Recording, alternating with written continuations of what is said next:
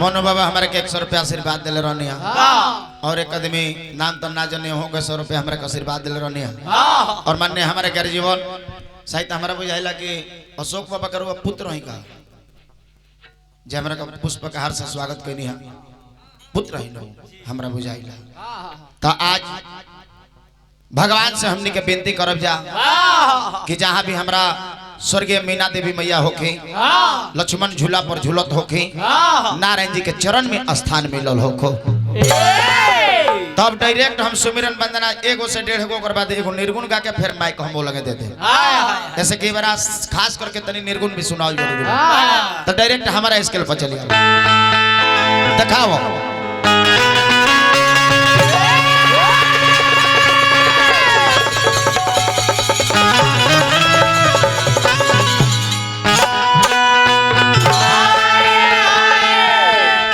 सावरिया रे हाय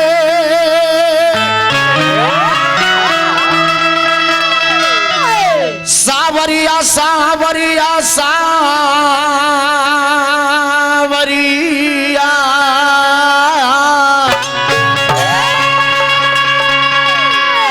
हाय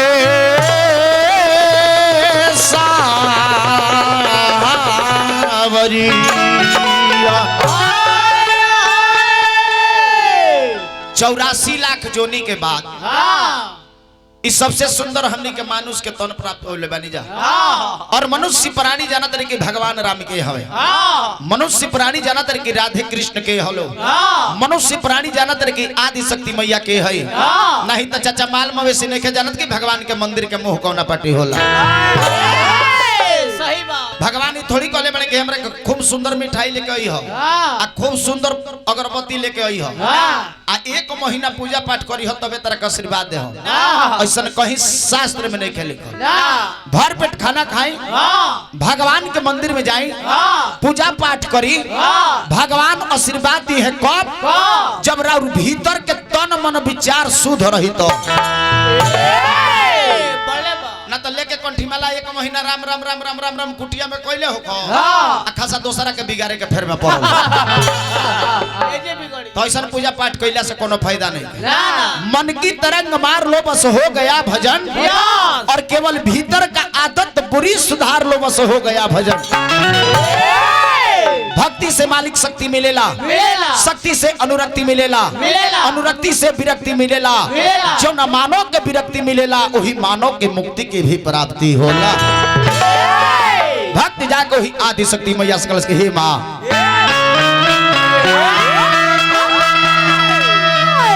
ग्रंथ गीता हाथ में विद्या बुद्धि साथ में बा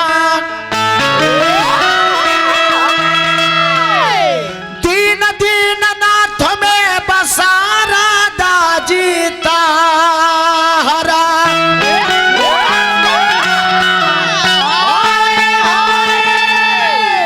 ताले उपवाले बजवले आगो बोले बा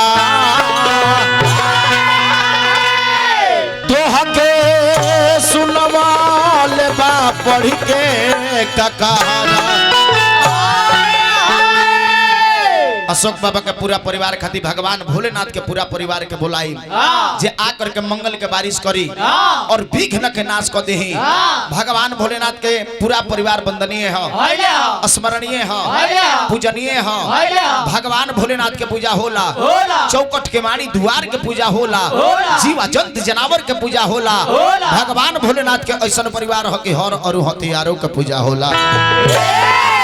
हथियार देवता लोग अस्त्र शस्त्र हथियार हो। वही परिवार में दो चार जना संघर्ष होलो बालो जेकरा के बिना नेवते के अपन धावल फिरे लाल। जलंधर के देख ली, भौहासुर के देख ली, बिना काट के नेवता पर अपन फिरे लाल। भक्त जाके वही सुन वाले बाबा से कलस के बाबा भगवान गणेश के मालिक चेहरा देखेला कि ना हो, बाकी तब वहां के प्रथम पूजा के भागी बहनी काहे काहे से के मालिक की हमनी के कर्म प्रधान देश हो। एजा चित्र के साथ साथ चरित्र के पूजा होला और चरित्र के साथ साथ चित्र के पूजा होला। लिखल बाकी कर्म प्रधान विश्व करी राखा, जो जस करनी तास फल चाखा। जय गणेश मंगल करना विघ्न हरना गणराज।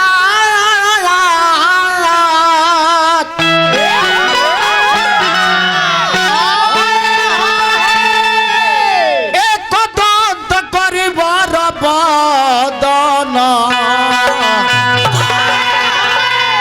ए बाबा सीधा करहु ममकार। तब तनी खड़ा हो जाए, तब तनी पटरी चेंज कर लो। अब पूजा पाठ हमार हो गइल, अब तनी जन मनोरंजन भी कल जरूरी बा। तो कैसे सीमित में रहते हुए बड़ा बढ़िया हमारा धुन याद पड़ल बा। स्वर्गीय मानस हंस गायत्री कुमार ठाकुर जी गावत रहनी है जे चलता डगरिया पीरा जला पाँव रे आ जोनिया से दुर्बा बलमुआ के गाँव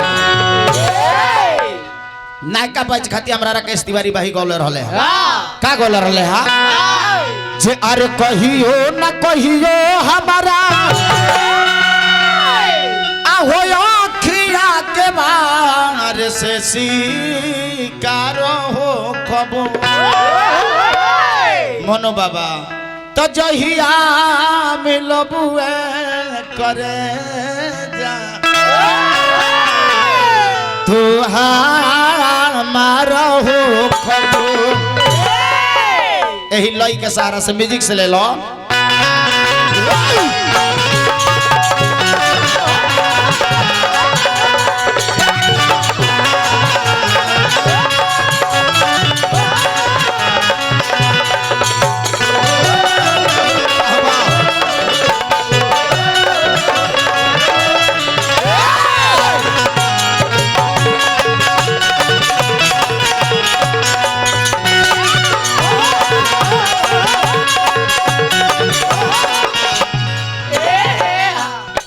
तमाम श्रोता समाज के मन बाकी सबके एगो माला पहिरा के तनी हम स्वागत करती। बाकी माला पहिरावे लगम तो गर्दन एजा ढेर बा तो हम तनी चाहम अशोक बाबा आवे लेके बानी के ना वहां के आवे लेके बानी अशोक बाबा तो हम चाहे कि तनी मंचवा पे बुला लेते एगो माला से खासा स्वागत कर देती 1 मिनट खातिर। आज सब लोग जान जाई अशोक बाबा के हम पुत्र बानी। हमारा बड़का भैया पहलवान जी मंच पे आई। माननीय हमारे कर्नल साहब परम आदरणीय हम बिगन भैया से तने हम चाहो कि तनी मंचा सीन हो जाई रहुए बिगन भैया माननीय हमारे कर्नल साहब और एक माला से स्वागत करब रउरा के आ पूरा पंडाल के। हाँ ठीक बा जाई और ये माला सब लोग जान दे कि हम अपना सबका हम गर्दन में डालत हन तो हम कर्नल साहब से कहब कि तनी है हमारा स्टेजवा पर चले आई काहे से कि हो भाग बा पुत्र हो खो तो मान्य हमारे कर्नल साहब परिवार हो खो तो हमारा अशोक बाबा के परिवार हो जे जहां सभे शिक्षित समाज बैठल बा और एगो नदान। हाँ हाँ बुझाता नहीं तो हम एगो पुष्प के हार से माननीय कर्नल साहब के स्वागत करो। पूरा पंडाल के लोग तनी ताली बजा के तनी जोरदार तनी स्वागत पूरा पंडाल मारी ताली दिल से स्वागत दिल से बंधन दिल से अभिनंदन। खली है ठीक नारायण जी बनौले रखी पद प्रतिष्ठा बनो रहो। और बड़े भैया हमारा 100 रुपया देले बने आई कर्नल साहब कुछ स्वागत हो, स्वागत में तो का करब आशीर्वाद हो। मालावा पहिरावल जाला यही खातिर कि हम माला डाल देनी वो कुछ दे देनी थी दोनों मिला दिए तो माले माल हो जाए। तो हमनियों को हाँ हमारा बुझाइल है मान्य हमारे कर्नल साहब के माध्यम से और ये हमारा मोनू बाबा ये 500 रुपए दिले बने बंदन बा अभिनंदन बा स्वागत बा अपन परिचय तनी बता दी चला दे चला कमलेश भैया। अच्छा अच्छा चाचा अच्छा साहब को दी देखे तो बानो बच्चे को परमानंद बाबा एको देनी है ना बाकी दिवा देनी कोनो बात नहीं। परमानंद बाबा का हम दिल से स्वागत बा। आइए हमारा मोनू बाबा हैं जरा कृपा से हमने के जा उपस्थित बन जा आशीर्वाद मिलो।